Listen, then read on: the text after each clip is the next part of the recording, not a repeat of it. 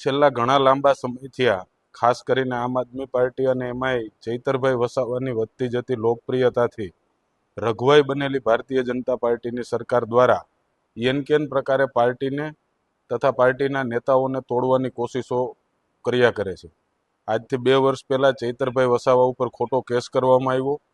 ચૈતરભાઈ વસાવા ત્યારે એક સામાન્ય ખેડૂતની જમીન ઉપર ફોરેસ્ટ વિભાગના કર્મચારીઓ દ્વારા એમનો પાક નાશ કરી નાખવાના એક મેટર બાબતે અધિકારીઓને બોલાવી અને એમની સાથે જ્યારે ચર્ચા કરતા હતા, આમાં ખોટા કેસો કરાવી અને ચૈતરભાઈ વસાવાને જેલમાં મોકલવામાં આવ્યા। જેલમાં પણ ચૈતરભાઈ ઉપર પ્રેશર ટેકનિકથી ભારતીય જનતા પાર્ટીનો કેસરીઓ ધારણ કરી લેવાનું પ્રેશર ઊભું કરવામાં આવ્યું। પરંતુ ચૈતરભાઈ વસાવા ટાઈગર છે અને એ આદિવાસીઓના હક માટે, બેરોજગાર યુવાનોના હક માટે સતત લડતા આવ્યા છે। ત્યારે ચૈતરભાઈ ડર્યા નહીં અને ઝૂક્યા નહીં।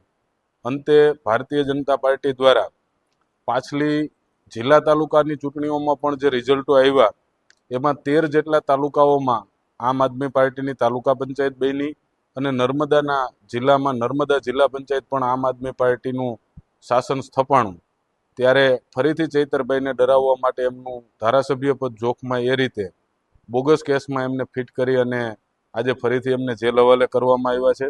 આગામી સમયમાં સમગ્ર આદિવાસી સમાજ, ગુજરાતના લોકો અને આમ આદમી પાર્ટી રસ્તાઓ ઉપર આવીને લોકશાહી બચાવવા માટે થઈ અને તમામ પ્રયત્નો કરશે।